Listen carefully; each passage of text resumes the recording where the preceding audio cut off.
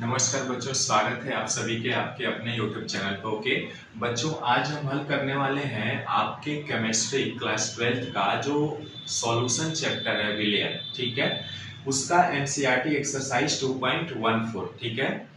इसको हल करेंगे और समझेंगे। ऑलरेडी हम लोगों ने थिएट्रिकल पार्ट जब पढ़ रहे थे, जो थ्योरी क्लासेज थी, उसमें हम लोगों ने डिस्कस किया हुआ है, वो भी क्लास देख लीजिएगा। चूंकि यहाँ ये प्रश्न पूछ रहा है तो इसको समझना जरूरी है। ओके, रिक्वेस्ट करूंगा यदि आप चैनल पर नए हैं तो प्लीज चैनल को सब्सक्राइब, लाइक और शेयर करिएगा और हमें भी सपोर्ट करिएगा बच्चों, ठीक है। चलिए बच्चों, क्या कह रहा है प्रश्न, राउल्ट के नियम से धनात्मक एवं ऋणात्मक विचलन का क्या अर्थ है, ठीक है, तथा डेल्टा मिश्रण H, ये एंथैल्पी का साइन होता है, ठीक है, डेल्टा मिश्रण H के चिन्ह का इन विचलनों से कैसे संबंधित है उसको भी समझना है बच्चों, ठीक है।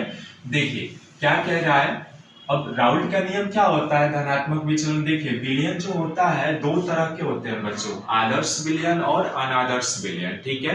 और जो आदर्श विलयन होते हैं यानी इसमें धनात्मक और ऋणात्मक विचलन है, तो अनादर्श विलयन में ही दो तरह के होते हैं, धनात्मक विचलन प्रदर्शित करते हैं और ऋणात्मक विचलन भी।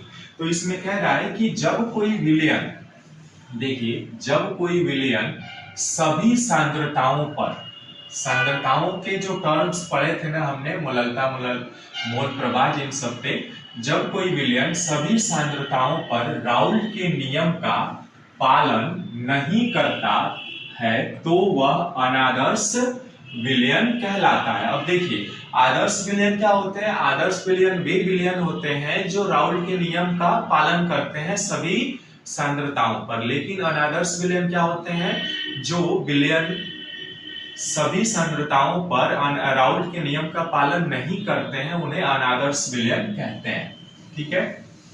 इस प्रकार के विलयनों का वाष्प दाब, जो अनादर्श विलयन होते हैं ना बच्चों, उनका जो आपका वेपर प्रेशर होता है राउल्ट के नियम द्वारा निर्धारित किए गए वाष्प दाब से या तो अधिक होता है या कम होता है, ठीक है। ये कह रहे हैं कि इस प्रकार के विलयनों का वाष्प दाब राउल्ट के नियम द्वारा निर्धारित किए गए वेपर प्रेशर से या तो अधिक होता है या कम होता है, दो ही कंडीशन होता है।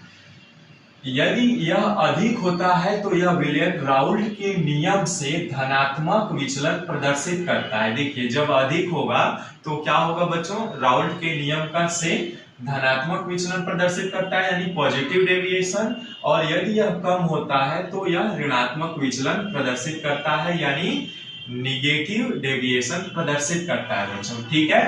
ओके, अब देखिए पहला क्या है, देखते हैं राउल्ट के नियम से धनात्मक विचलन प्रदर्शित करने वाले अनादर्श विलयन। अब देखिए धनात्मक विचलन प्रदर्शित करने वाले अनादर्श विलयन क्या होते हैं, दो अवयव ए व बी, मान लिया किसी विलयन में हमारे पास कोई सॉल्यूशन तैयार किया हमने, इसमें ए और बी मिला करके, यानी ए सॉल्यूट बी सॉल्वेंट हो गए, तो इन दोनों को मिला करके एक सॉल्यूशन तैयार किया गया, तो दो अवयव ए व बी वाले द्विअंगी विलयन कहते हैं। ए व बी दो पदार्थ मिले हैं ना, तो इन्हें दो अंगों वाले विलयन कहते हैं।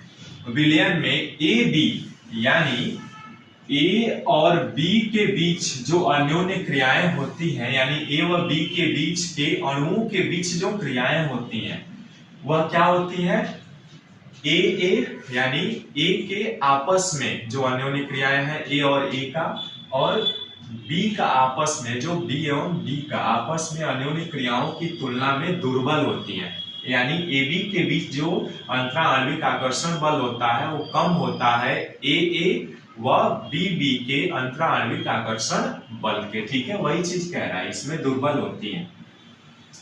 अर्थात विलेय विलायक, देखिए विलेय विलायक अणुओं के मध्य अंतरा आणविक आकर्षण बल, विलेय और विलायक अणुओं की तुलना में दुर्बल होते हैं, तब इस प्रकार के विलयनों में से ए अथवा बी के अणु शुद्ध अवयव की तुलना में सरलता से पलायन कर सकते हैं, छोड़कर जा सकते हैं अपने स्थान। इस प्रकार कुल वाष्प दाब भी अधिक होता है। विलयन का यह व्यवहार राउल्ट नियम से धनात्मक विचलन के रूप में जाना जाता है। गणितीय रूप में इसे इस प्रकार व्यक्त कर सकते हैं। देखिए, Pa is greater than Pa या Pb is greater than Pb या दूसरे तरीके से भी कह सकते हैं। इसमें क्या कह सकते हैं दूसरे तरीके से कि Pa प्लस Pb, ठीक है, इज ग्रेटर देन क्या होगा Pa प्लस Pb, ठीक है ना, इस तरीके से होगा। दूसरा क्या कह रहा है, राउल्ट के नियम से ऋणात्मक विचलन प्रदर्शित करने वाले अनादर्श विलयन क्या होते हैं। इस प्रकार के विलयनों में A के बीच आकर्षण बल व B के बीच आकर्षण बल, अंतरा आणविक आकर्षण बल AB की तुलना में दुर्बल होता है, ठीक है, इसका उल्टा।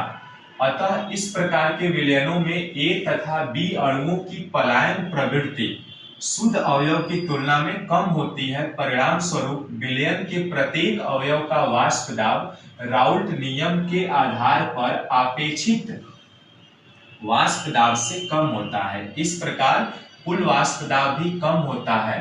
गणितीय रूप में इसे इस प्रकार व्यक्त कर सकते हैं, इसका उल्टा। जैसे देख रहे हैं, Pa is less than Pa या Pb is less than Pb या कुल मिलाकर के इसको कह सकते हैं हम Pa plus Pb is less than Pa plus Pb। देखिए, इसका उल्टा है, ठीक है ना। तो यही क्वेश्चन कह रहा था, इसमें ज्यादा कुछ समझने वाली चीजें हम लोग ऑलरेडी डिस्कस कर चुके हैं, ठीक है। परीक्षा में कैसे लिखना है उस तरीके को हमने समझाया हुआ है, ठीक है। मिलते हैं फिर नेक्स्ट वीडियो में एक नए प्रश्नों के साथ। नमस्कार।